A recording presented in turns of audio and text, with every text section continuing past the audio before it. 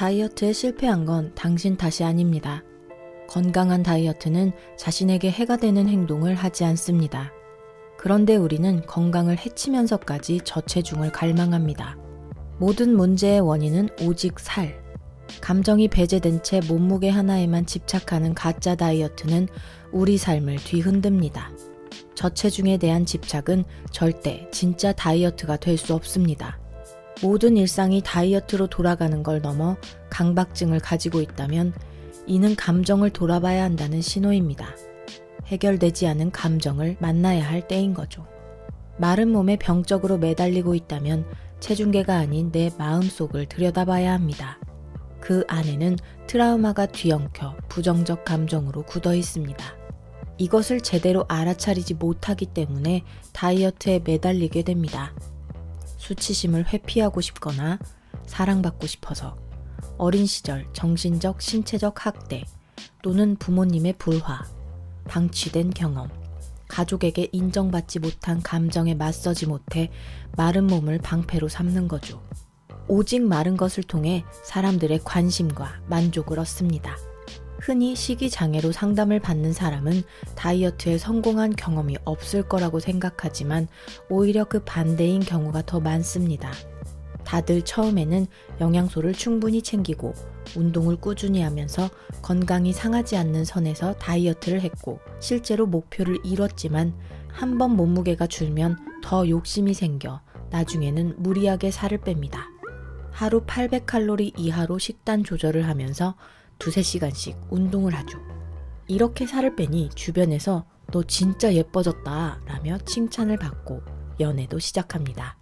이때까지만 해도 자신감이 올라서 몸은 좀 고돼도 삶의 질이 상승된 느낌으로 가득 찹니다. 그런데 시간이 지나면 폭식이 찾아옵니다. 내가 어떻게 뺀 살인데 요요는 못 참지. 이쯤 되면 먹뱃, 씹뱃, 변비약, 이뇨제, 다이어트약, 운동 늘리기 등을 합니다. 이러한 행동을 식이장애에서는 제거 행동이라고 하며 제거 행동을 할 정도로 강박이 심해지면 이 상아리만큼 살은 빠지지 않고 1kg에 집착하며 불안 속에 빠지게 됩니다. 무조건 적게 먹어야 한다는 식이 조절 강박, 먹은 것보다 더 많이 운동해야 한다는 운동 강박, 조금만 부어도 살이 될까봐 불안해하는 외모 강박 등 강박증이 한번 생기면 규칙을 지키지 못했을 때 자책과 심각한 우울에 빠지게 됩니다.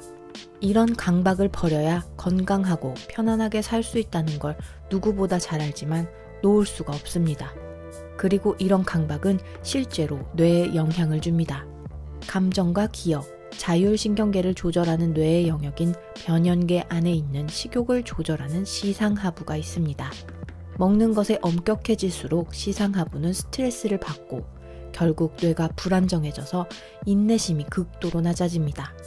식욕을 강하게 통제할수록 감정과 수면까지 악영향을 받으니 더 예민해질 수밖에 없겠죠. 결과적으로 불안정한 뇌는 내가 살찌면 세상 사람들이 다 나보고 씹돼지라고 욕하겠지 라는 헛된 믿음을 가지게 만들어 감정적으로 더욱 취약한 상태가 됩니다. 이 불안이란 감정에서 빠져나오기란 쉽지 않습니다. 다이어트에 성공한 나라는 환상 속의 그녀가 계속 떠오르기 때문입니다. 살을 쏙 빼고 자존감이 높아져 본 경험이 있는 사람은 그때의 자신을 절대로 잊지 못합니다.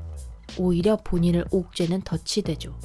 독하게 성공했는데 2번은 왜 못해? 그렇게 과거의 자신을 갈구하며 불안의 구덩이는 더욱 깊어만 갑니다. 또 다른 유형으로는 좋아하는 여자 연예인의 몸무게를 목표로 끝없이 노력하는 것입니다. 본인의 체질을 무시하고 매체에서 본 뼈밖에 없는 연예인의 모습을 동경하는 사람에게 건강한 다이어트는 독이 될 뿐입니다. 우리는 각자 유전적으로 유지해야 하는 지방량이 있습니다. 이를 지방량의 세트 포인트라고 하는데 이로 인해 아무리 살을 빼도 다시 요요가 옵니다. 임계 체중은 지방량의 세트 포인트에 의해 유전적으로 꼭 도달해야 하는 체중입니다. 이보다 체중이 내려가면 생리가 멈추고 기운이 없고 집중력이 떨어지는 등 심각한 문제가 일어납니다. 한마디로 건강을 위해 지켜야 하는 체중인 거죠. 그렇기 때문에 무작정 아이돌처럼 45kg을 염원하면 곤란합니다. 게다가 신장 차이가 있는 경우엔 단순히 숫자만 따라하다가 심각한 건강 문제를 겪을 수 있습니다. 더구나 바라는 몸매가 되면 자존감이 높아질 거란 기대로 다이어트를 했다가 실패했을 때 배에 달하는 좌절감을 겪게 됩니다. 나 같은 10대지는 사랑받을 자격이 없어.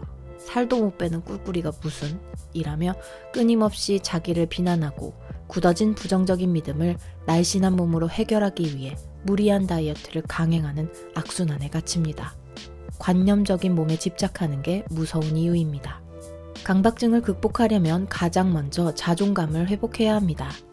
왜냐하면 강박증의 밑바닥에는 나는 마른 것밖에 내세울 게 없다는 낮은 자존감이 존재하고 있기 때문입니다.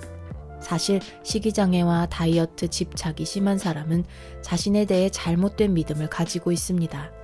체중이 내 가치를 결정한다는 허황된 믿음이 바로 그것입니다.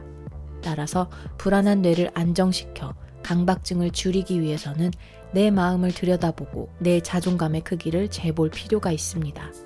당장은 극단적인 다이어트를 포기할 순 없어도 분명 작은 변화를 경험할 수 있습니다. 불안정한 뇌를 바꾸는 습관 3가지는 첫 번째, 기준을 정합니다. 모든 다이어트 규칙은 반 이상만 지켜도 성공이라는 기준을 가집니다.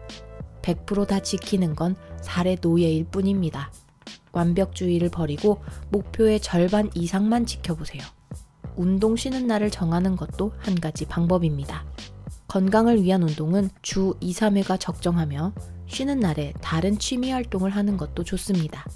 적절한 로테이션은 살도 안 찌고 체중 증가에 대한 두려움도 희석시킬 수 있습니다.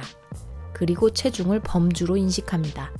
예를 들어 평소에는 51kg이라도 생리 주기에는 53kg까지 증가할 수 있습니다. 그렇다면 나의 체중은 51에서 53kg이라는 범주 안에 있다고 인식하는 겁니다. 특히 생리주기거나 과식한 다음날 체중 변화가 약 1에서 2kg이 있을 수 있다는 걸 받아들일 줄 알아야 합니다. 다음날 조금 덜 먹고 움직이면 체중은 원래대로 돌아온다는 걸 잊지 마세요. 두 번째, 치팅데이를 정합니다.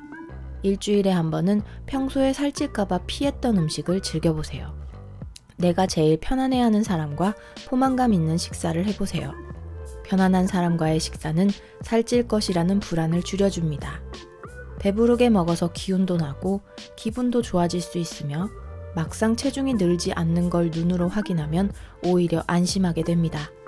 나만의 위한 음식을 정해보는 것도 좋은 방법입니다.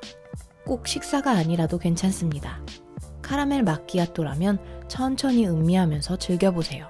먹으면 허벅지 살이 된다는 두려움을 상쇄시켜주는 효과가 있습니다.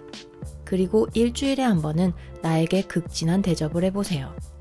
이날만큼은 다이어트 식단이 아닌 손이 많이 가는 요리를 직접 해보는 거죠. 집에 귀한 손님이 오면 해주고픈 요리를 내 자신에게 해줍니다. 실제로 시간과 노력을 들여 정성스러운 음식을 차려 먹는 것이 우울증 완화에도 큰 도움이 됩니다. 세 번째, 자꾸만 부정적인 감정이 생기면 다른 곳으로 신경을 돌립니다. 인생에는 살 말고도 진짜 중요한 게 정말 많습니다. 현재 나에게 중요한 것이 무엇인지 찾아보고 적어보세요. SNS에 몸에 대한 사진을 찾아보지 마세요. 그 사람은 내가 아닙니다. 앙냥냥 도서관 북캐스트.